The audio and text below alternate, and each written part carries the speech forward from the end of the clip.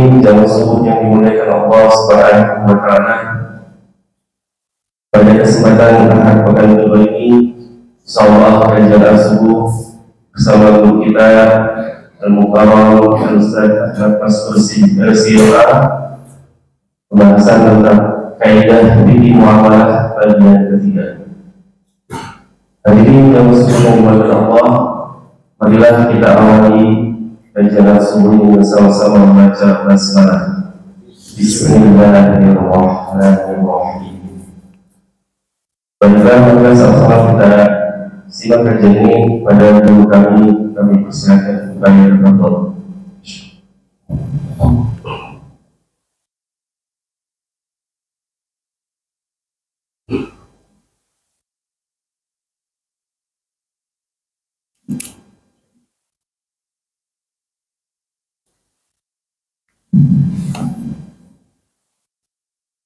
Bismillahirrahmanirrahim. Assalamualaikum warahmatullahi wabarakatuh.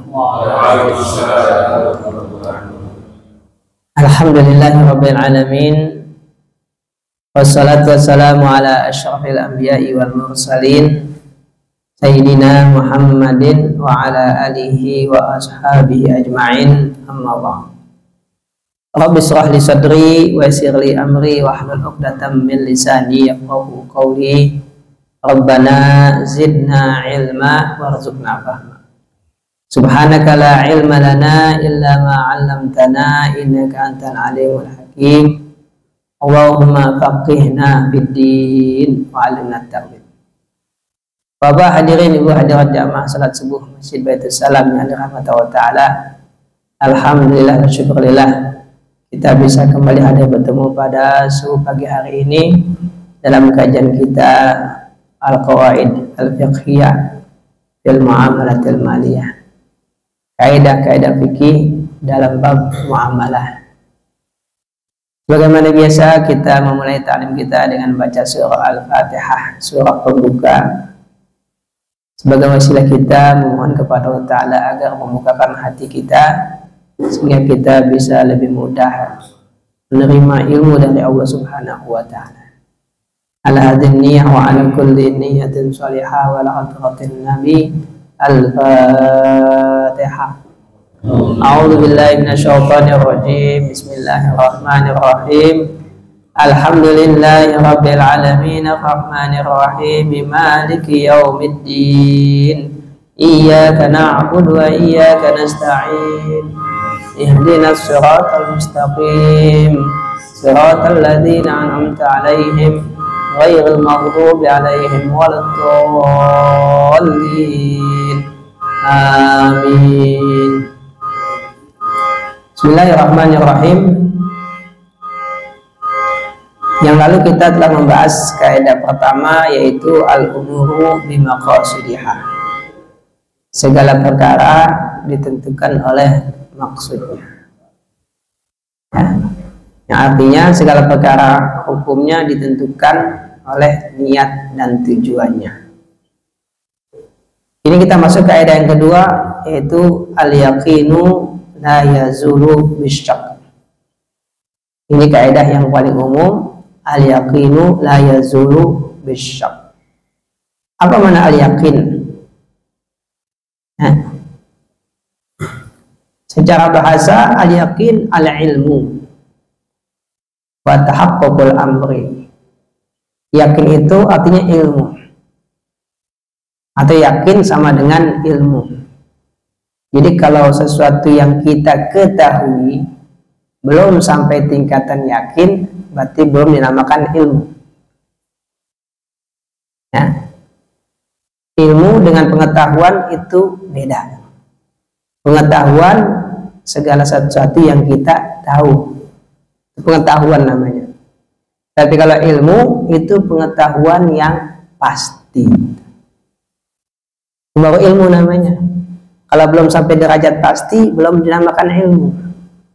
Jadi kalau orang menuntut ilmu tapi belum yakin apa yang diketahui itu pasti benarnya, nah itu nggak dikatakan ilmu. Begitu juga dengan yakin. Sesuatu nggak dikatakan yakin kalau bukan ilmu. Ya, perasaan saya yakin dah. Nah, nggak mungkin. Saya perasaan yakin. Itu dua kata yang bertentangan sebenarnya. Kamu yakin? Yakin, ya kan? Perasaan saya yakin dah. Jadi yakin itu bukan perasaan ya. Yakin itu bukan perasaan. Ya. Yakin bukan perasaan. Ya. Kalau perasaan itu sedih, senang, itu perasaan. Ya, jadi kalau yakin itu bukan perasaan.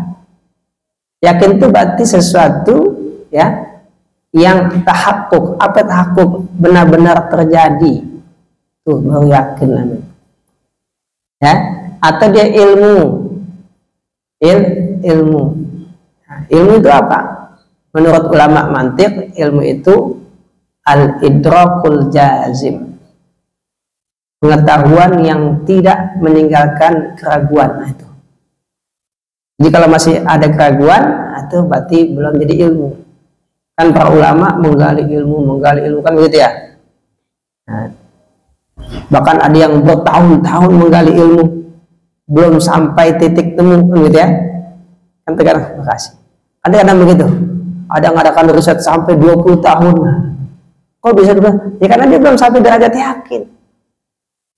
Belum sampai derajat yakin. Jadi dia belum yakin dengan apa yang diketahui, terus mengadakan eksperimen gitu kan, sampai bisa puluhan tahun.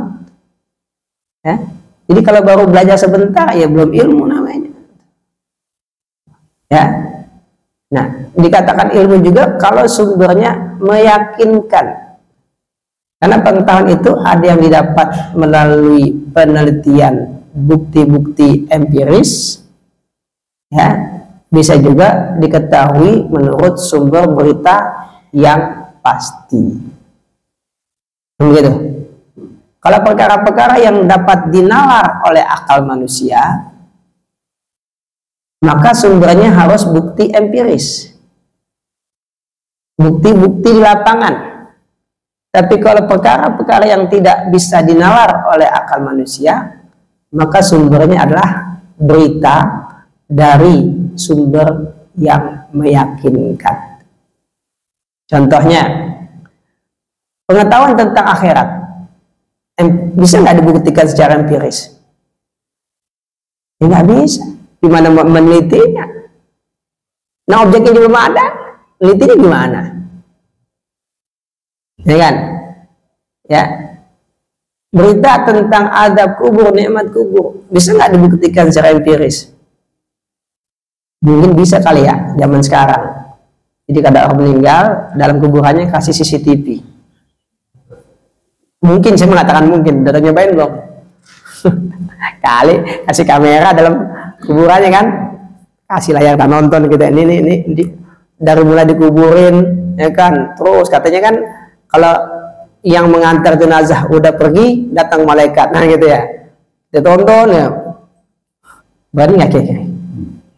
Berani nggak? Nggak berani juga kali ya. Berani juga belum tentu kali ya, kan gitu. Nah kalau beneran kejadiannya tervisualisasikan, saya belum pernah nyoba ya. Kalian mau nyoba? Saya selama ini cuma film doang ya, kan film-film doang, kan film kan dibuat. Gitu. Coba ada, karena di kuburan kamera kan mudah aja kan, zaman sekarang kamera macam-macam. Orang kamera masuk ke dalam perut aja bisa, ya kan, dalam perut kita kamera bisa masuk. Masih dalam kuburan nggak bisa kan ya? Taruh ada kamera, pasangin situ, ya kan, pakai kabel, sambungin ke layar monitor, ya kan, rekam dah, ya. Dari mulai ditinggal oleh pengantar terus malam pertama, malam kedua, malam ketiga. Kira-kira mungkin nggak? Kira-kira mungkin nggak? Saya nggak bisa jawab. Saya nggak bisa jawab kenapa kagak.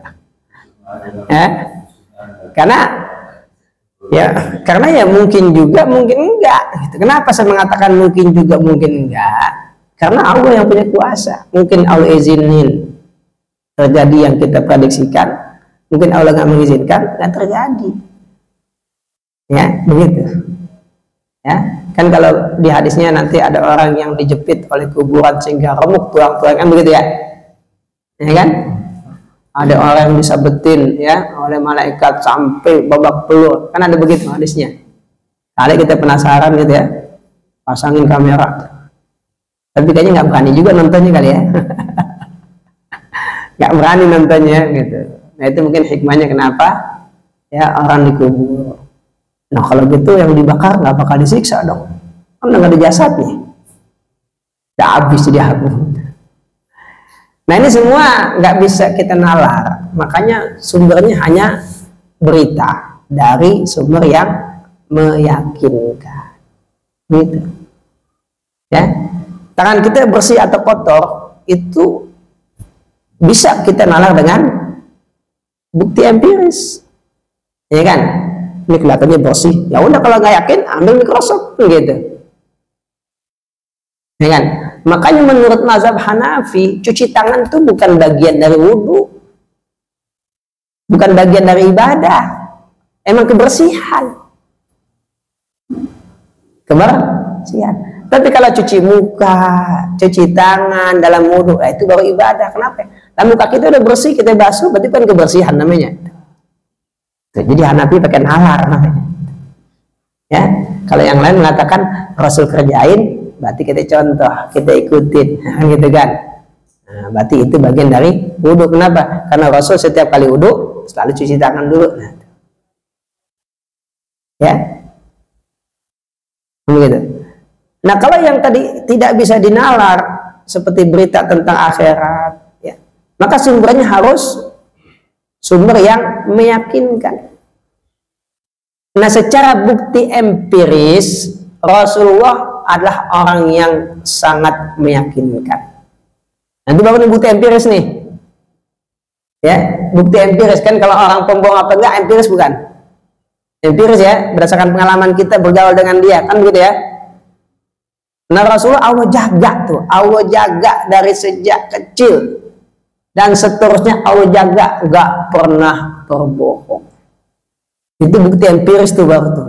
Kelihatan, disaksikan, dirasakan oleh orang-orang yang ada di sekitarnya, oleh orang-orang yang bergaul dengannya. Karena bukti empirisnya cukup kuat, sehingga nggak bisa orang mengatakan Rasul itu bohong, nggak bisa orang mengatakan Rasul itu mengarang, nggak bisa mereka. Al-Quran mengatakan innahum la yukadzibunaka, mereka nggak bisa mendustaimu, nggak bisa mengatakan kamu pembohong, nggak bisa. Akhirnya apa yang dikatakan? Sahir, penyihir, ya kan? Majnun, gila. Nggak ada yang mengatakan Rasul itu kadzab, kagak ada. Nggak ada. Ya, nah itu betul ya, bukti empiris dah tuh. Ya kan, bukti empiris. Sama dengan perawatan Al-Quran, empiris juga. Kenapa? Dari mulut ke mulut, ya kan? Dari Nabi ke sahabat ditalkinin, ya kan? Kan? Dari sahabat ke tabi'in ditalkinin terus sampai ke kita. Kebenaran Al-Quran yang ada di tangan kita sekarang itu dibuktikan secara empiris. Kenapa? Memang langsung musafahah, mulut ke mulut. Ya, mulut ke mulut. Kan zaman dulu kan orang hafal Quran mulut ke mulut. Kenapa? Ya mushafnya belum ada. Mushafnya belum ada. Makanya mestinya kalau nggak ada mushaf itu jangan jadi alasan nggak ngaji. Kami kesulitan ngaji karena nggak ada mushaf, begitu katanya. Di zaman Nabi emang ada mushaf? Kagak ada. Belum ada mushaf zaman Nabi. Zaman Abu Bakar ada, cuma satu doang. Baru diperbanyak zaman Utsman, itu pun nggak banyak. Ya, bilangnya cuma beberapa biji untuk disebar ke pelosok negeri sebagai apa? Rujukan, gitu. Tadi bukti empiris lagi itu supaya apa? Supaya orang hafalannya merujuk ke sini kan gitu kan? Ya, supaya hafalannya merujuk ke sini. Nih loh, ya. Mushaf yang sudah disahkan oleh sahabat tuh yang seperti ini berdasarkan kesaksian para penghafal Quran yang langsung mendapat dari Nabi. Yang nggak begini berarti salah. Nah kan begitu maksudnya itu, ya kan? Terus ya sampai 1400 tahun Quran ya dari mulut ke mulut terus begitu. Begitu dengan hadis. Makanya hadis ada dua kategori. Ada yang meyakinkan kepastiannya benar datang dari Nabi, ada yang tidak sampai derajat pasti. Yang sampai derajat pasti ulama nyebutnya mutawatir. Yang nggak sampai derajat pasti ulama nyebutnya ahad. Yang pasti disebut qat'i.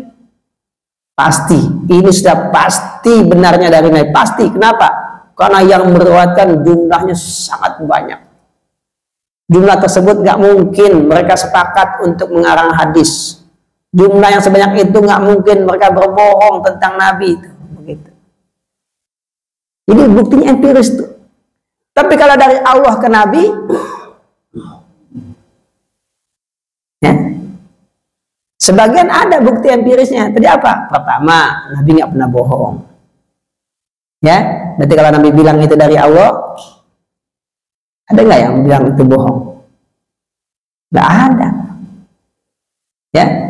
Kedua, diperkuat dengan mukjizat. Kalau ini benar-benar utusan Allah, begitu. Ya, ini tetap ada bukti empiris juga. Buat ngaku jadi Rasul aja ada bukti empiris. Kok ngaku ijazahnya asli nggak mau dikasih lihat gitu loh? Kan harus ada bukti empirisnya juga ya. Kok cukup yakin ijazahnya asli walaupun nggak pernah ngelihat, kan aneh gitu. Sampai rela berdebat di depan TV yakin gitu ijazahnya asli padahal lihat kagak pernah. Nah Allah itu mengutus Rasul supaya manusia yakin kalau itu Rasul. Dikasih apaan? Mukjizat. Mukjizat empiris nggak? Empiris. Orang tongkat jadi ular kelihatan. Ya kan? Ya kalau Nabi banyakkan lagi mukjizatnya ya. Banyak banget dah. Kalau kita baca itu mukjizat Nabi itu ya. Ya. Air segelas, susu segelas, semasjid cukup.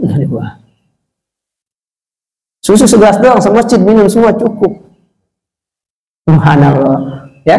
Semua udah minum semasjid. Satu gelas doang tuh. Terakhir Nabi yang minum. Kok cukup segelas?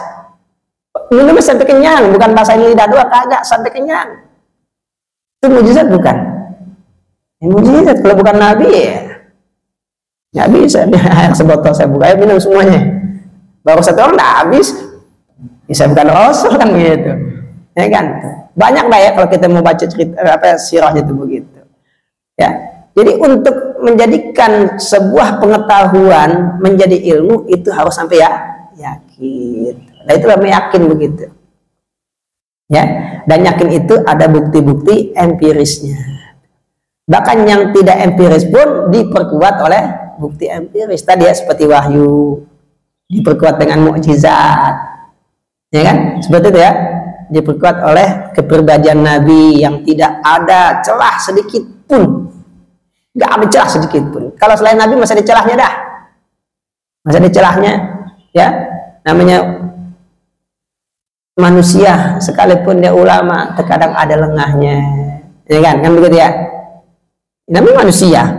Terkadang ada lengahnya, terkadang ada lalainya. Kan begitu. Nah, kalau Nabi memang nggak ada celahnya sama sekali dah. Nggak ada sedikit pun nggak ada celahnya. Manusia yang paling sempurna memang Allah ciptakan dan karena memang Allah yang jaga. Ya, Nabi mengatakan adabani Rabbi. Jadi Allah langsung yang mendidik Nabi. Allah langsung yang mencetak Nabi. Mungkin itu hikmahnya kenapa Nabi enggak dilahirkan punya ayah. Ya, lahir dalam keadaan ayahnya sudah meninggal. Gitu. Agar Allah yang pegang. Gitu. Mungkin itu hikmahnya. Itu mana yakin. Adapun asyak tadi kan al yakinu keyakinan la yazulu tidak hilang bisyaki dengan syak atau syakun ya. Asyak di sini dikatakan at-taraddud bainan naqidaini bila tarjihin li ahadihima inda syaki ya. Jadi syak adalah at-taraddud. Apa taraddud? Taraddud itu bolak-balik itu taraddud. Bolak-balik kan? Itu taraddud namanya. Nah, itu taraddud, bolak-balik. Bolak-balik ya. Bainan naqidaini antara dua hal yang bertentangan, ya enggak. Nah kan begitu. Ya kan? Itu kan taraddud kan? Ya enggak, pergi kagak, nah kan begitu kan. Ya kan? Pergi enggak. Nah, itu kan bolak-balik tuh. Bainan naqidaini. Bila tarjihin enggak bisa menentukan mana yang akan dia pilih. Enggak ada murajihnya, enggak ada penguatnya. Kalau ada penguatnya, ya udah dia akan bersandar kepada salah satu pilihan. ya jadi. Nah kan begitu. Ya kan? Tapi kalau sampai waktunya habis, masih pergi enggak, sampai waktunya habis, itu berarti enggak ada murojihnya ada. Sampai mati masih gak ragu ya kan begitu. Itu namanya syak. Ya, kalau kita tindakan ragu. Ya. Syakun kita indonesakan ragu apa? At-taraddud bainan naqidaini bila tarjihin di ahadihima. Ya. Jadi bolak-balik antara dua hal yang bertentangan, pergi enggak. Batal enggak ya? Kan gitu kan? Batal enggak kan gitu kan? Ini batal enggak ya? Tadi batal enggak ya? Nah gitu. Tadi batal enggak ya kan gitu ya? Kan seperti kan? Tadi batal enggak ya kan begitu. Nah, itu taraddud namanya atau syak. Ya. Itu mana? Asyak. Oke. Jadi al-yakin la yazulu bisyak. Suatu keyakinan tidak hilang dengan sebab suatu keraguan. Ya, itu. Ya. Ini mana al-yakin la yazulu bisyak. Oke. Nah, kemudian diperjelas lagi. Ya. Al-yakin wa i'tiqadu syai'i bi annahu kadza ma'tiqadi annahu la yumkin illa kadza. Mutabiqan lil waqi'i ghairu mumkiniz zawal. Yakin adalah suatu i'tiqad, keyakinan ya, akan sesuatu, bahwasanya sesuatu itu begitu dan nggak mungkin kecuali begitu. Ya, Bapak lihat saya di depan. Berarti kan ya sebenarnya yang mau begitu dan nggak mungkin selain seperti itu. Nah itu yakin. Mutabiqan yakin, benar sesuai dengan fakta, sesuai dengan realitanya. Ya maka ada istilah ainul yakin. Kita lihat langsung dengan mata yang menjadikan kita yakin. Tapi ada juga ilmu yakin. Kita yakin karena kita dah tahu. Ya kan kalau tentang akhirat, ilmu yakin dulu nih kalau sekarang. Kita percaya akhirat itu ada. Kenapa? Karena yang menyampaikan nggak mungkin bohong. Kan begitu ya? Karena yang menyampaikan nggak mungkin bohong. Kalau sekedar pakai nalar mungkin, ini namanya manusia, makhluk mati, udah selesai mati kan gitu. Ini ya illa hayatuna dunya namutu wa nahya wa ma nahnu bimab'utsin. Kehidupan tuh cuma dunia doang. Ya kan? Awalnya kita nggak ada, lalu kita ada, lalu kita mati, udah selesai, nggak akan ada kebangkitan kan gitu. Dan buat orang-orang yang nggak percaya ada kebangkitan, buat yang nggak percaya ada akhirat, ya kenapa? Ya karena ilmunya pendek, cuma sampai situ doang. Coba kalau seandainya dibuka hatinya, sehingga ilmunya bisa lebih luas lagi jangkauannya. Makanya kalau orang beriman tuh dunianya luas, karena dia nggak membatasi dunia sebatas yang dapat dijangkau oleh matanya. Dia tidak membatasi dunianya hanya sebatas yang dijangkau oleh telinganya. Dia tidak membatasi dunianya hanya sebatas yang bisa diraba oleh kulitnya, enggak. Dunianya lebih luas dari itu. Dia bisa menjangkau jauh apa yang tidak dapat dijangkau oleh mata. Lebih jauh dari apa yang bisa dijangkau oleh telinga. Contohnya kan azab kubur kan telinga nggak dengar, tapi kita percaya. Ya kita percaya. Ya, kulit kita nggak bisa merasakan, tapi kita percaya ada malaikat. Kalau angin kita masih merasakan hembusannya, ya kan? Tapi malaikat bisa nggak kita merasakan? Nggak bisa. Tapi kita percaya. Jadi hidup di dunia ini tuh bukan kita doang yang ada malaikat. Juga ada setan, nah kan begitu. Sama-sama nggak kelihatan. Ya, sama-sama nggak kelihatan. Itu semua kita bisa tahu dari mana? Ilmu yakin. Ilmu yang yakin. Kenapa yakin? Karena sumbernya meyakinkan, nggak mungkin bohong, nggak mungkin ngarang. Kalau manusia terkadang suka ngarang juga. Penceramahnya kan suka ngarang juga cerita. Ya kan, katanya orang jualan kangkung doang bisa naik haji gitu. Dikarang nggak cerita. Ya kan terkadang begitu ya. Dikarang cerita-cerita menarik ya, hanya untuk menarik perhatian ceramah. Suka nggak dengar kayak gitu penceramah? Ya kan?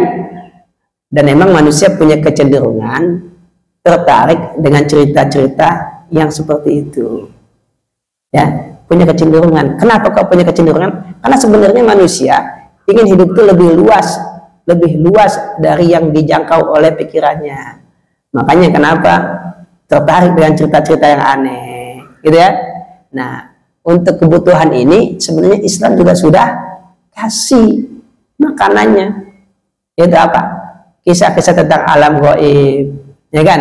Kisah-kisah tentang tanda-tanda kiamat. Itu kan peristiwa-peristiwa yang nggak lazim ya, ya kan? Yang nggak lazim. Nah, dikasih cerita tuh sama Al-Quran sama hadis.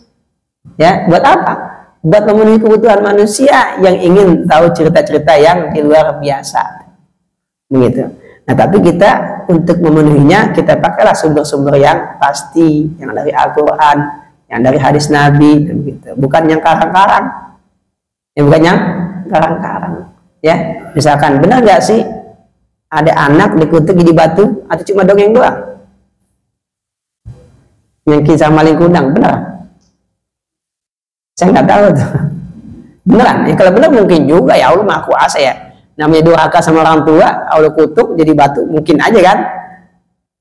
Kalau bicara mungkin, mungkin. Kenapa? Ya memang kalau orang tua marah, anak dikutuk bisa benar, seperti yang kutukannya. Tapi benar nggak itu terjadi? Atau cuma dongeng doang? Nah, kalau yakin itu mutabiqul waqi', benar terjadi. Jadi kalau Nabi cerita tentang sebuah peristiwa di masa lalu, kana man kana qablakum, nah begitu. Dulu umat sebelum kalian, nah itu berarti benar terjadi memang.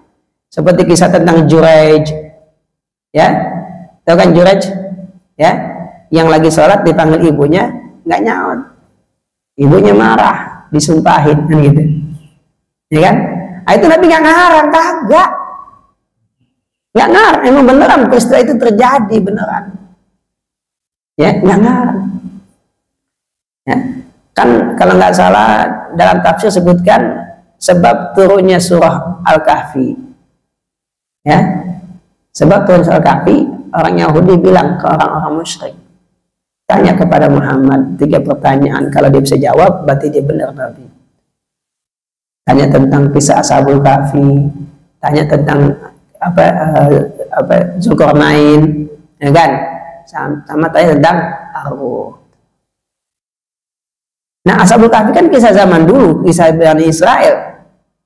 Berarti kalau Nabi tahu ceritanya, berarti benar dia Nabi. Kenapa? Lah kan Nabi nggak pernah dapat cerita, nggak pernah dapat dongeng, nggak pernah baca kitab-kitab terdahulu, kok tahu begitu. Jadi Nabi kalau cerita tentang masa lalu yang dahulu itu emang benar Allah yang kasih tahu, bukan Nabi ngarang, kagak. Nabi nggak pernah ngarang. Nabi nggak pernah ngarang cerita. Makanya kalau mau cerita-cerita yang benar-benar terjadi, ya, dengerilah cerita dari Nabi. Ya, jadi kalau kita mau nyari bahan dongeng buat anak-anak, mendingan kisah-kisah yang Nabi ceritain tuh.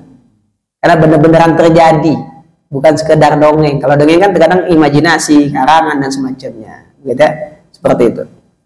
Ya, tadi mutabiqun lil waqi' ghairu mungkin zawal, nggak mungkin hilang. Itu baru namanya yakin. Ya. Kalau hilang, berarti nggak bisa dibuktikan ada. Ya udah hilang, nggak bisa dibukti. Ya makanya orang jahat menghilangkan barang bukti. Kalau ada barang bukti, ya, meyakinkan. Kan kalau bahasa hukum gitu ya. Ya, dengan bukti-bukti yang meyakinkan, terdakwa terbukti salah. Kan kalimatnya secara meyakinkan.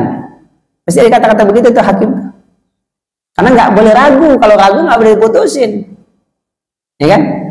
Nah, terdakwa terbukti bersalah secara meyakinkan dengan bukti-bukti sebagai berikut. Kan begitu ya? Harus ada kata-kata meyakinkan. Kalau nggak ada kata meyakinkan itu nggak boleh itu diputusin oleh hakim. Karena hakim nggak boleh ragu. Kalau ragu, berarti masih belum bisa mutusin salah atau enggak. Maka ada kata-kata dengan meyakinkan, gitu ya.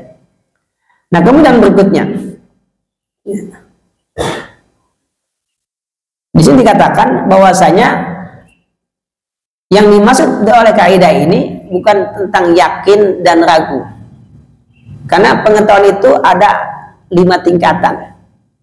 Pengetahuan ya, bahasa Arabnya idrakun, ya, pengetahuan. Idrak itu artinya sesuatu yang kita tangkap. Ya, itu ada 5 tingkatan. Yang pertama yang paling rendah al-jahlu. Adamul ilmi, benar-benar nggak tahu. Berarti nggak ada yang ditangkap. Ya, benar-benar nggak tahu. Nol pengetahuannya, benar-benar nggak tahu itu al-jahlu. Yang kedua al-wahmu. Wahmu itu apa?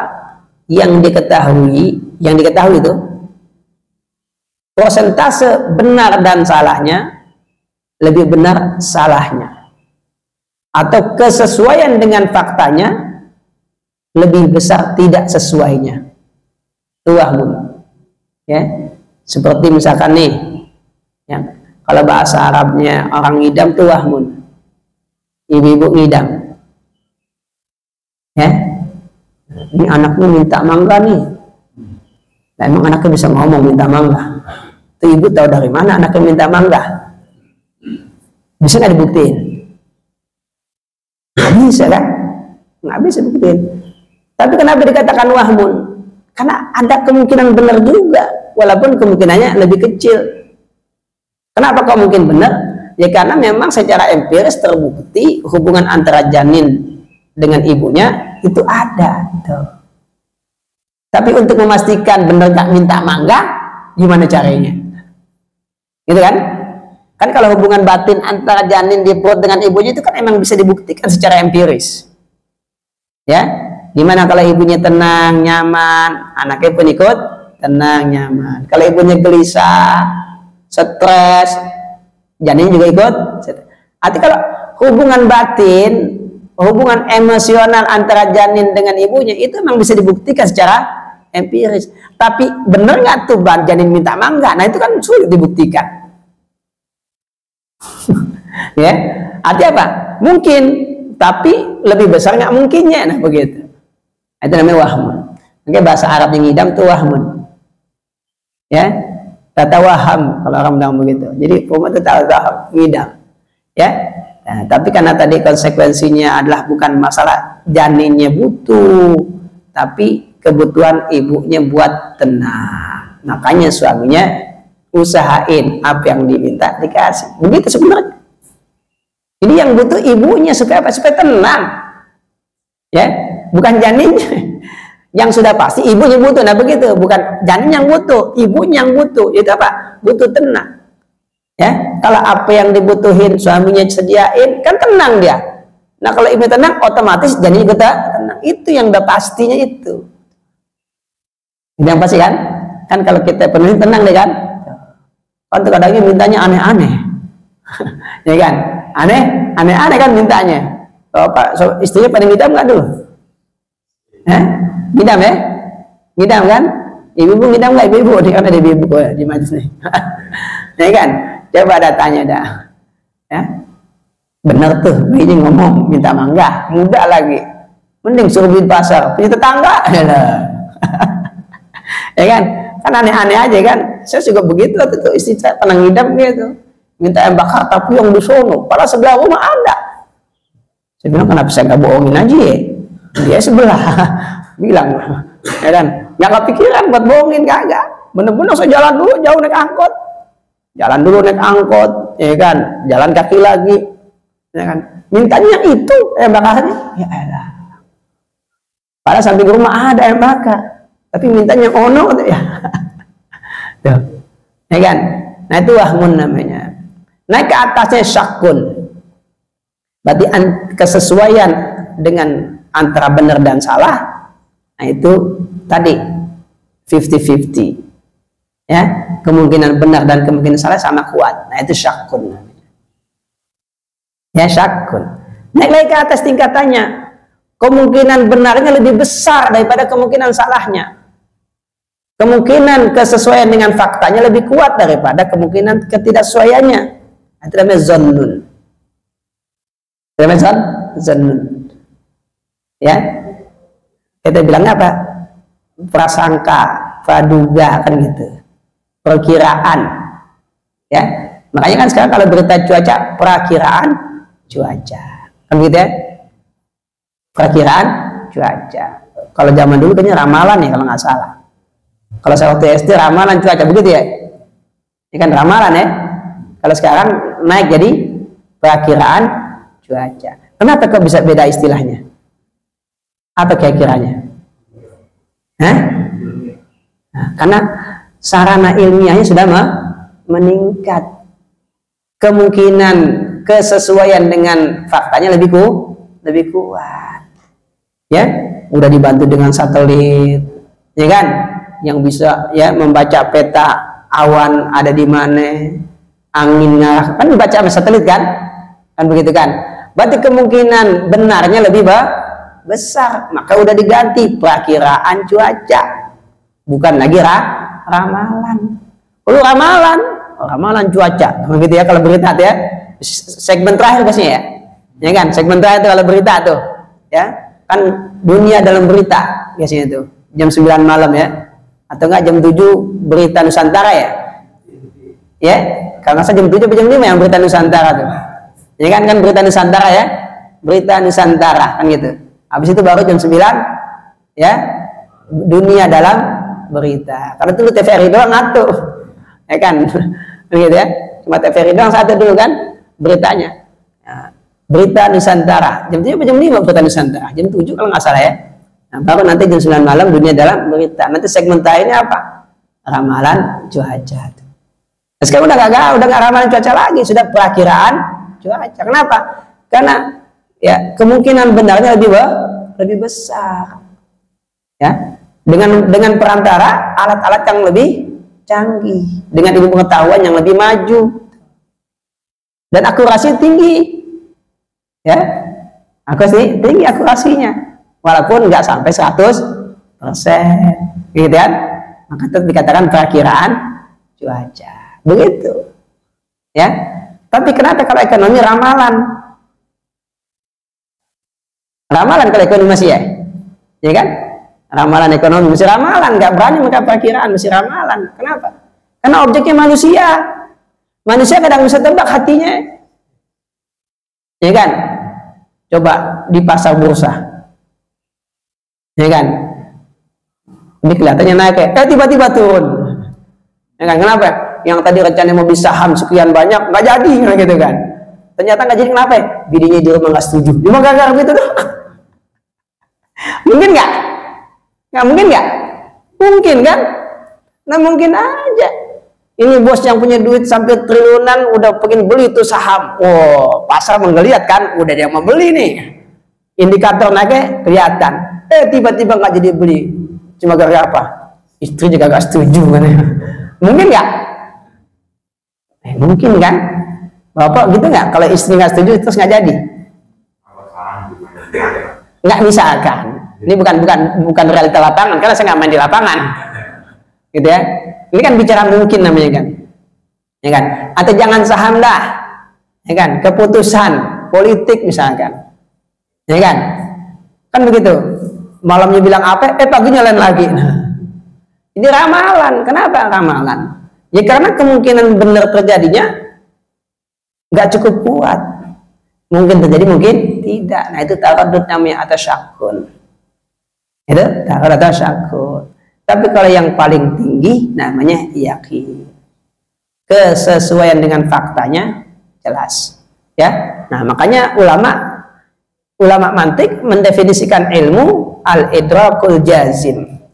Pengetahuan yang pasti, yang tidak meninggalkan sedikit pun keraguan. Pengetahuan yang menenangkan hati. Ya, hati nggak masih sudah nggak gelisah lagi, sudah yakin ini nih, gitu ya. Kemudian al-mutabiq lil waqi', yang sesuai dengan fakta, yang sesuai dengan realita. Kalau ada orang menyampaikan pengetahuan tapi pengetahuannya tidak sesuai dengan fakta, berarti itu bukan ilmu. Itu bukan ilmu. Kenapa? Apa yang kamu ketahui itu enggak sesuai dengan fakta, nah, berarti bukan ilmu tuh, ya. Yang ketiga, an-nasyi' anid dalil, yang lahir dan tumbuh dari bukti. Tidak harus ada bukti. Berarti kita katakan yakin itu bukan perasaan, yakin itu ada pembuktian. Kalau nggak ada pembuktian nggak bisa dikatakan yakin. Selama nggak bisa dibuktiin, ya berarti bukan yakin. Saya yakin ngelihat, mana buktinya? Nah, bingung kan? Kan ibu-ibu misalkan ngelihat suaminya di jalanan sama perempuan, saya yakin saya ngelihat, ya kan? Ternyata buktinya sebaliknya, di jam tersebut suaminya emang ada di kantor lagi rapat, ternyata yang dilihat mirip suaminya, nah gitu. Mungkin nggak? Kan mungkin, kan begitu ya. Islam nggak ada buktinya bukan yakin. Ini sengaja saya jelaskan panjang lebar tentang yakin. Kenapa? Karena kita sehari-hari kadang mengatakan dengan yakin, yang gitu kan, yakin gitu ya. Tapi bukan yakin yang itu yang akan kita bahas. Karena umumnya kita sehari-hari menggunakan kata yakin ya hanya untuk meyakinkan orang, nah begitu. Ya, hanya untuk meyakinkan orang. Supaya orang percaya sama omongan kita bilang yakin dah, kan gitu. Ya kan, yakin gitu. Itu bukan itu yang dimaksud dengan yakin. Ya, yakin itu adalah tingkatan pengetahuan yang tertinggi, yang tidak sedikit pun ada kemungkinan salah. Itu baru namanya yakin. Ya. Nah, kemudian yang berikutnya satu lagi dah. Ya, landasan kaidah ini. Jadi ketika ulama membuat sebuah kaidah al-yaqinu la yazulu bisyak.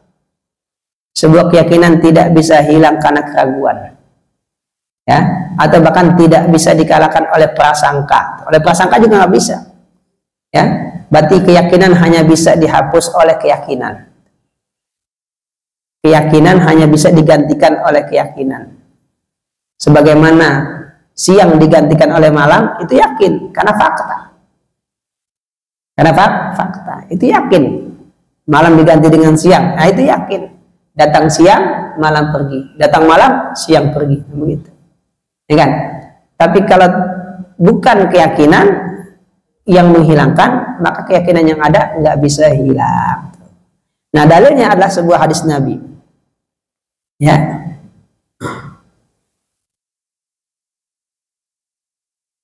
Ada seorang ya, mengadukan kepada Nabi bahwasanya ketika dia sholat terasa di perutnya ada angin.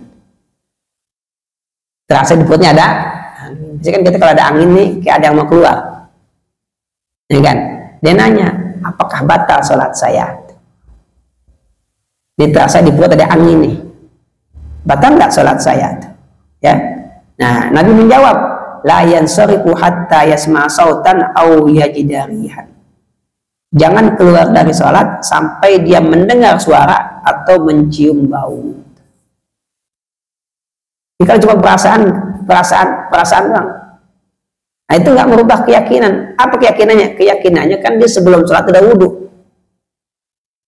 Sebelum sholat udah wudhu. Itu yakin nggak? Yakin. Dia ingat kok emang udah wudhu. Itu fakta. Tapi apakah saya batal atau enggak? Perlu kepastian juga untuk memastikan batal. Itu apa? Yasma'u sautan, dengar suara angin keluar, atau yajida rihan, atau mencium bau. Ya, hadis yang serupa Nabi mengatakan, idza wajada adukum fi batnihi syai'an fa ashkala alaihi akhraja minhu syai'an amla. Ya. Jika seorang mendapati di perutnya sesuatu lalu dia bingung apakah ada sesuatu yang telah keluar atau tidak, fala yakhrujanna minal masjidi hatta yasma' sautan aw yajida rihan. Maka janganlah ia keluar dari masjid, maksudnya jangan keluar dari sholat untuk pergi berwudu hingga dia mendengar suara ya, atau mencium bau. Nah, di sini jelas ya, Nabi mengatakan kalau cuma perasaan maka jangan jadikan landasan, karena yang sudah pasti sudah wudu ya, maka kita tidak mengatakan wudunya batal hanya dengan perasaan, harus benar-benar dengan pasti batal. Itu apa? Dengar suara angin keluar atau mencium bau ya, gitu. Ya. Kemudian ya, hadis yang berikutnya, kalau tadi tentang apa namanya wudu ya, ini tentang sholat ya. Dalam hadis marfu disebutkan, idza syakka ahadukum fi sholati falam yadri kam shalla talatan aw arba'an falyatrah syakka wal yabni ala mastayqan. Jika seorang yang terkadang ragu apakah dia sholatnya itu 3 atau 4? Pernah nggak begitu? Ini 3 atau 4? Ya, biasanya sholat yang 4 rakaat tentunya nggak mungkin yang 2, gitu kan? Ini 3 atau 4 nih. Selama ini Bapak gimana yang ngambil keputusannya? Hah? Ini 3 atau 4 nih? Gimana putusinya? 4 aja dah, langsung salah. 3 aja dah, nambahin. Yang mana nih? Yang 3. Kenapa?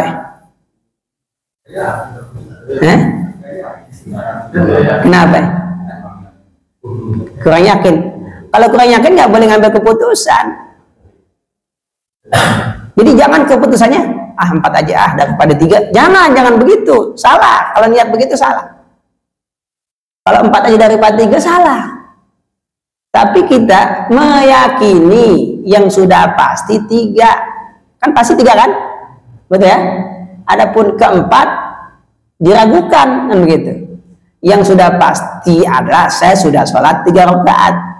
Yang saya ragu adalah rakaat keempatnya udah atau belum, kan begitu.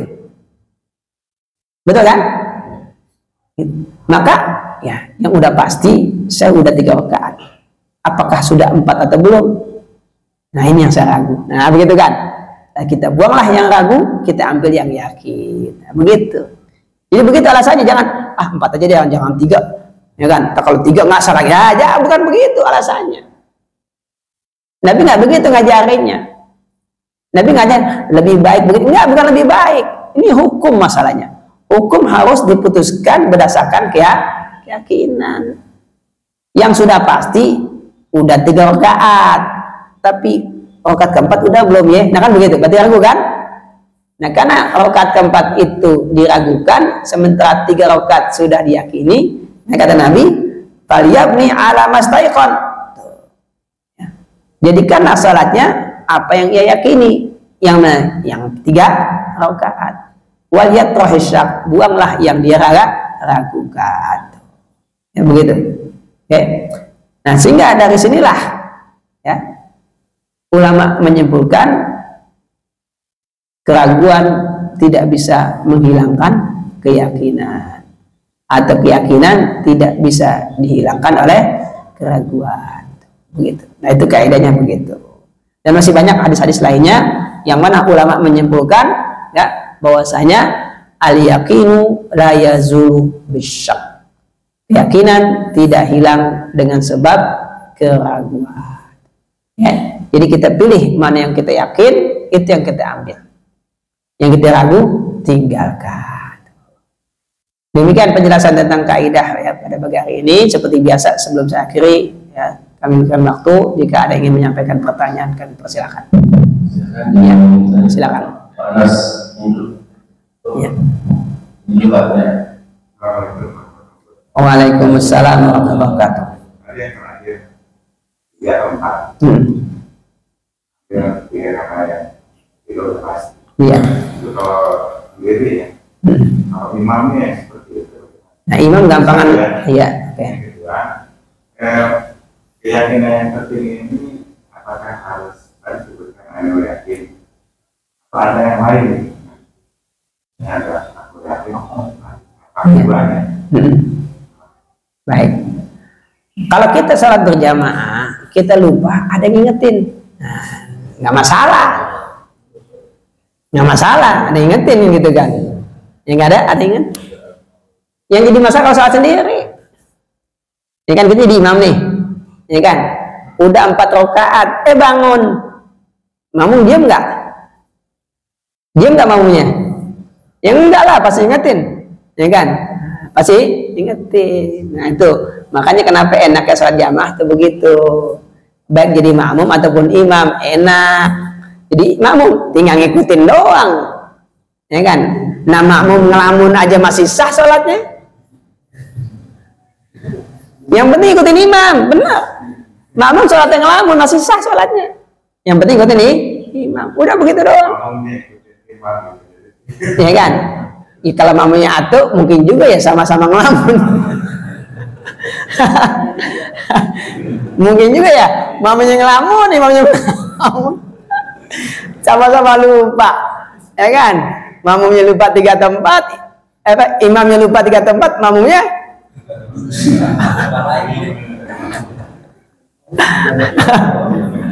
lupa juga. Ya mungkin juga ya. Mungkin ya. Nah, makanya kenapa dalam hadis salat jamaah semakin banyak jumlahnya semakin baik. Kan begitu? Ya kan? Salat jamaah ya semakin banyak jumlahnya semakin baik. Kenapa? Ya kayaknya masih kalau jamaahnya 10, 20, 30 orang semuanya lupa. Kayaknya nggak mungkin ya. Kalau berdua doang mungkin juga kalau berdua doang. Imamnya lupa, makmumnya ngelamun. Kan begitu. Nah, itu mungkin gitu ya. Nah, tapi kalau jamaahnya banyak, kayaknya kemungkinannya hampir nggak ada. Ya. Kenapa? Karena Nabi mengatakan, ya, la tajtami'u ummati ala dhalalah. Ya, nggak mungkin umatku sepakat akan kesalahan. Jadi nggak mungkin semasjid semuanya lupa. Nah, ini nggak mungkin ya. Gitu. Ya, Nabi pernah ya dalam sebuah hadis sholat 4 rakaat baru 2 salam. Nah, sahabat yang belakang nanya, ya Rasulullah, ini sholat diubah jadi 2 atau engkau lupa? Nanya, Nabi salam langsung nanya. Nah, Nabi konfirmasi, Nabi jawab, nggak lupa Nabi bilang, dan nggak diubah. Nah, Rasul tadi baru 2, kok ada salah? Nabi tanya yang sebelahnya buat memastikan benar nggak yang dikatakan oleh Zulyadain, benar ya Rasul. Nah, udah 2 yang mengatakan, Rasul bangun lanjutin, tambahin 2 lagi. Nah, kalau begini bukan Nabi lupa namanya, karena Nabi beda lagi babnya. Berarti memang Allah ingin menurunkan syariat baru. Nah, begitu ya. Ya kalau Nabi bukan lupa, enggak, jangan bilang Nabi lupa. Nabi juga pernah lupa, bukan. Karena Nabi itu kan contoh. Jadi ngajarin ilmu pakai contoh. Jadi kalaupun Nabi salah, juga contoh yang salah, begitu maksudnya. Contoh apa? Kisah Abasa wa Tawalla, ya kan? Itu kan contoh yang salah kan? Ya. Coba kalau Nabi nggak ada kejadian, ya, mengabaikan, nggak turun surat Abasa kan? Nah, jadi Nabi itu benar-benar maksum. Yang terlihat salah pun karena memang Allah yang jadikan demikian untuk turun syariat baru, begitu. Artinya nih nanti kalau kejadian, ya kan, imamnya lupa, ya kan, lalu makmumnya ngomong, oh ternyata bicara tadi nggak batalin sholat, oh, kan begitu. Artinya apa? Sholatnya nggak batal, lanjutin, nah kan begitu. Ya mungkin bukan 2, 3 misalkan sholat zuhur pas 3 salam. Nah, kok salam, makmumnya bilang, imam kurang 1 rakaat. Imamnya bangun, nambahin lagi 1 rakaat. Sah nggak? Sah. Padahal kan ngomong ya, kan mesti kan ngomong batal ya. Kenapa? Karena ada hadisnya, nanti begitu. Ya, makanya kita kalau sejamaah usahakan sebanyak mungkin jamaahnya. Semakin banyak semakin aman. Oke. Kemudian yang kedua, tadi ada ilmu yakin, ada ainul yakin, ada hakul yakin. Ya kan kalau ainul yakin benar-benar kita lihat, Nah, kalau hakul yakin itu gabungan antara ilmu yakin dengan ainul yakin. Sebelum kita lihat kita percaya karena yang menyampaikannya nggak mungkin bohong. Begitu kita lihat sesuai dengan apa yang kita pernah ketahui, maka dikatakan hakul yakin. Sebelum kita lihat surga, kita percaya ada surga. Kita percaya. Kenapa? Karena yang menyampaikannya nggak mungkin bohong, nggak mungkin ngarang. Begitu kita masuk surga, kita lihat. Begitu kita lihat dan kita rasakan hakul yakin. Begitu. Gitu ya? Jadi ada tingkatannya memang. Ya, tingkatan. Ya, ada ilmu yakin, ada ainul yakin, ada hakul yakin. Ya, makanya hakul yakin itu surga. Karena surga bukan kalau kita udah masuk udah merasakan jadinya. Hakul yakin udah merasakan. Karena kan tadi kata kalimat hakun itu kan sama dengan kalimat yakinun atau mutabiqul waqi. Sesuai dengan kenyataan. Kalau sekarang kita belum lihat kenyataannya surga, tapi kita percaya. Makanya ilmu yakin. Nanti di akhirat kita lihat, diperlihatkan surga. Nah, itu ainul yakin. Begitu kita masuk hakul yakin. Nah, begitu. Sama dengan yang neraka, hakul yakin juga. Cuma enggak juga ya, salah, maaf, kalau neraka beda. Maaf, saya ulangin, kalau neraka beda.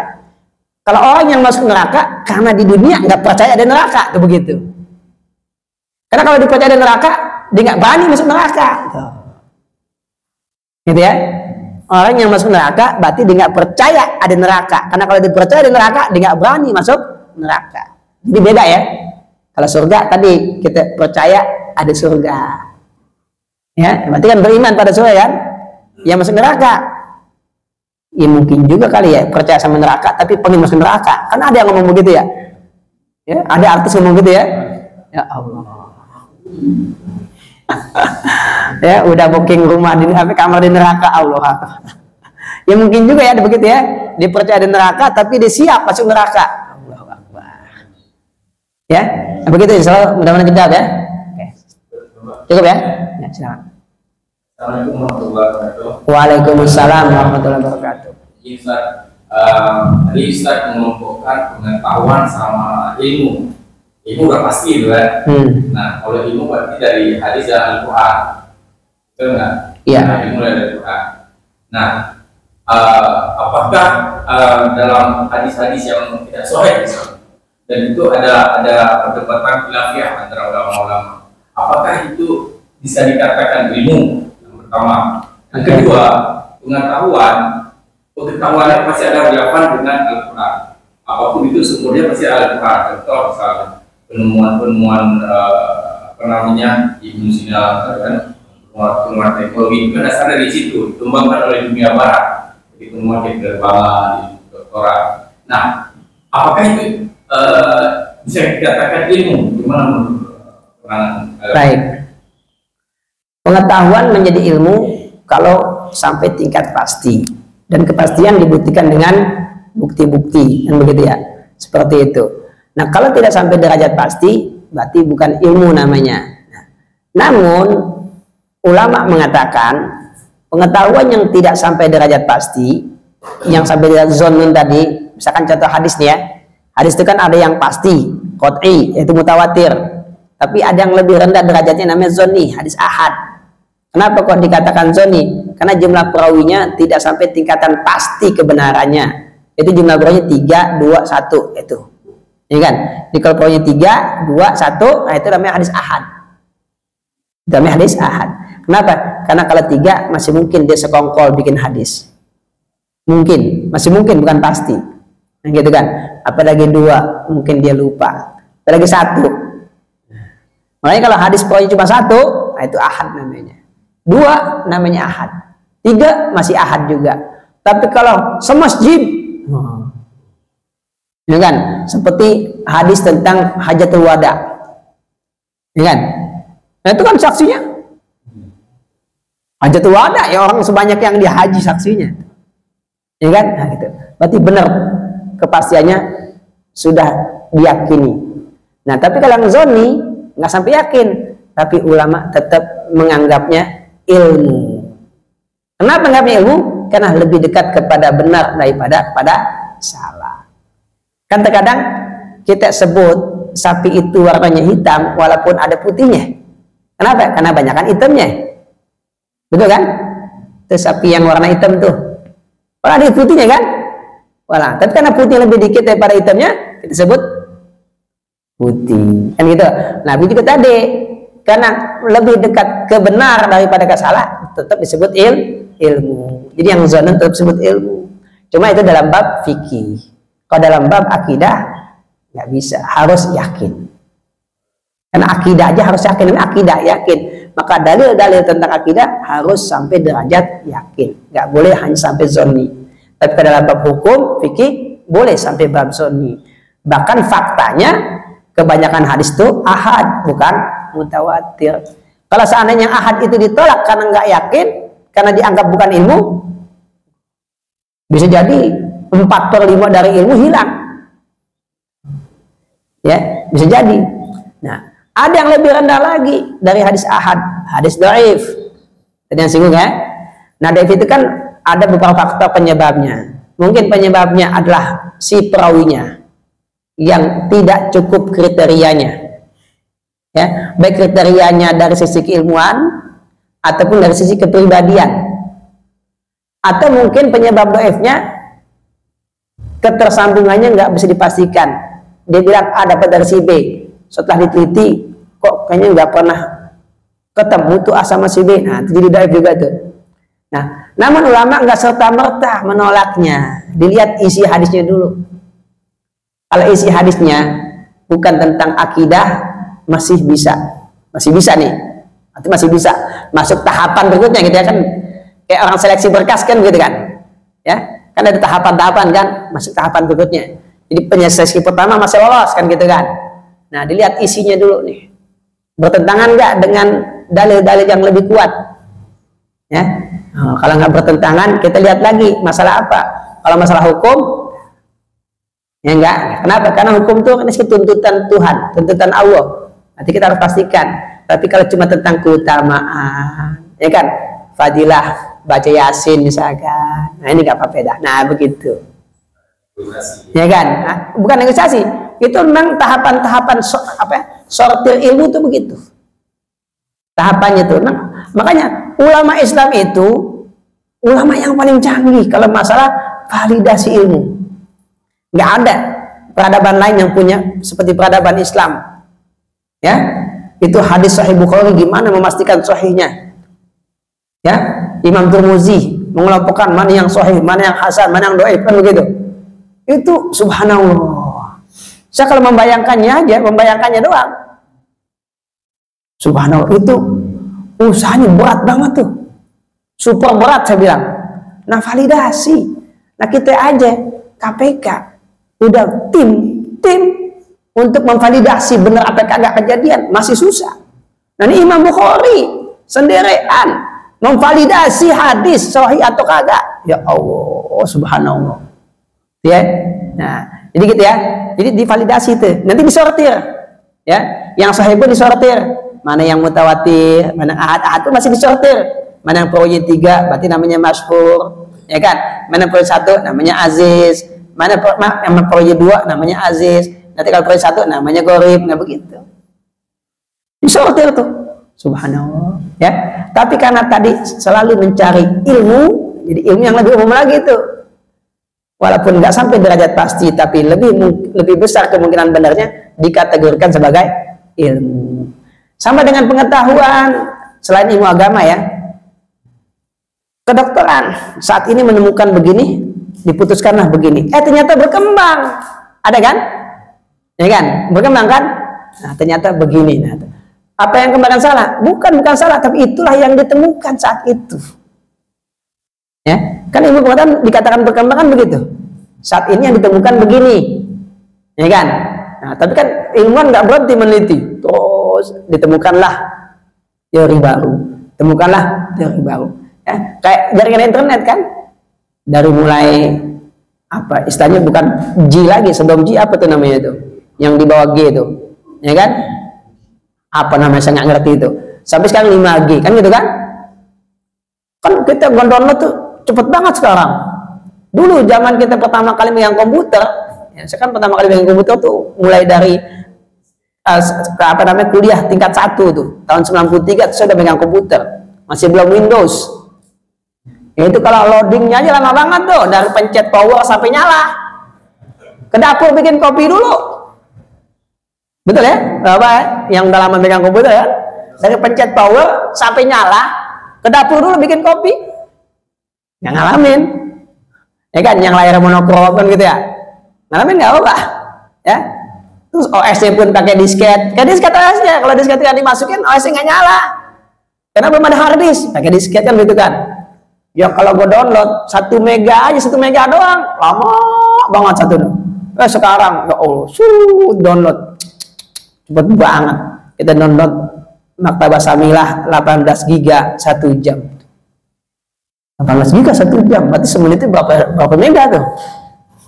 Nah itu teknologi itu. Jadi berkembang. Yang merasa bukan salah, itu yang ditemukan. Nah di ilmu agama juga begitu, sama. Jadi ilmuwan terus meneliti begitu. Maka dikatakan ilmu itu memang nggak pernah berakhir. Tapi di situ kita temukan, ya udah kita pakai. Karena kita butuh sekarang, kita pakai yang ini. Nanti kita temukan lagi, kita pakai yang itu, begitu. Ya, tapi yang kemarin kita temukan nggak salah, karena emang itu fakta yang kita temukan. gitu. Tapi yang sekarang udah ada perkembangan gitu. Ya, nah itu pengetahuan begitu. Makanya tadi ya yang memang sampai tingkat zon tadi ya dikatakan tetap ilmu. Kenapa? Karena lebih dekat kepada benar daripada salah tuh. Nah, ini jawab ya. Ada lagi? Misalnya lagi, silakan. Karena suatu saat ada kejadian orang gila itu meninggal. Iya. Waktu itu bingung sehingga nanya orang yang pintar lah ya, orang setempat yang mungkin termasuk awam atau gimana. Yang pertama dia mengatakan, ya udah tadi orang gila kan nggak tahu agamanya sendiri, nggak tahu namanya sendiri, nggak tahu mana ada. Pendapat yang kedua, tuh ini kan berada di lingkungan muslim, terus dirawat, diperlakukan sebagai muslim, ya dikafani, di sholat, nah itu gimana? Oke, baik. Ya, ini ada dalam kitab-kitab disebutkan. Ya, yang baru kemarin saya baca itu di kitab tentang jadi kalau seandainya kan yang secara hukum yang sama dengan orang gila adalah anak yang belum balik. Secara hukum itu sama-sama nggak mukallaf, sama-sama nggak kena hukum. Terus kamanya bukan berarti anak kecil gila, bukan. Secara hukum ya sama-sama nggak mukallaf, anak belum balik belum kena kewajiban sholat, orang gila nggak kena kewajiban sholat. Hukumnya gimana? Pertama kita lihat anaknya siapa. Kalau dia lahir dari orang tua yang sama-sama muslim, dia pasti muslim, begitu, ya kan? Yang kedua dia tinggal di lingkungan mana. Kalau dia tinggal di lingkungan muslim, maka dia muslim, begitu. Ya, maka dia muslim. Jadi kalau kita menemukan mayat yang nggak ada identitasnya di lingkungan orang Islam, muslim sudah, gitu. Ya. Sekali seandainya kita salah, itu lebih baik. Arti kesalahan kita menetapkan dia sebagai muslim itu lebih baik daripada kesalahan kita menetapkan dia non muslim. Nah begitu. Arti kemungkinan salah kan ada tetap, karena kita nggak ada identitas ya kan, nggak ada identitas itu, ya kan. Tapi kesalahan kita dalam menetapkan dia sebagai muslim itu lebih baik daripada kesalahan kita menetapkan dia sebagai non muslim. Nah begitu, gitu ya. Maka karena dia tinggalnya di lingkungan muslim, ya kan, nah berarti dia statusnya muslim, begitu. Saya mau lagi di kasus ini. Banyak kejadian ya di daerah saya waktu tsunami. Yang kita muslim di Aceh, kan ada juga Cina-Cina yang muslim, jadi kan meninggal karena tsunami itu. Jadi dikumpulkan kumpulan massal. Satu itu, gimana tuh menurut Islam? Ya nggak apa-apa, itu kan kondisi darurat, musibah namanya. Sulit kita mau ngapain satu-satu, ya kan? Sulit kita mau sholatin satu-satu, sulit. Nggak, kalau sholatin mungkin bisa jamaah ya, secara hukum yang boleh. Ya, sejumlah mayat, jenazah sekaligus sholat itu secara hukum boleh. Boleh secara hukum ya, nggak usah atu-atu. Jadi di masjid kebetulan ada 3 jenazah nih, sholat atu-atu, ya boleh juga. Sekaligus boleh juga, nggak apa-apa. Itu kalau nyolatin, tapi kalau mandiin ngapain udah pasti satu-satu kan. Satu. Kedua, karena orang yang meninggal dunia dengan sebab tenggelam, berarti tsunami tenggelam kan? Itu mati syahid. Tuh. Mati syahid. Nah, prinsip umumnya dalam Islam adalah tidak merepotkan dan tidak menyulitkan. Ya, gitu. Nah, sekalipun ada 1-2 non muslim, tapi kan mayoritas muslim, ya udah nggak apa-apa. Tapi kita juga sulit juga, kan Cina juga belum tentu nggak muslim. Bagi Indonesia ya, kan Cina yang muslim juga banyak, ya juga banyak kan begitu. Hingga kita ambil yang mayoritasnya, gitu ya. Adapun kesalahan kita dalam menetapkan dia muslim padahal bukan, itu lebih baik daripada kesalahan kita menetapkan dia non muslim, begitu. Mungkin salah, tapi lebih baik salah ketika kita menetapkan dia muslim daripada kita salah menetapkan dia bukan muslim. Kenapa?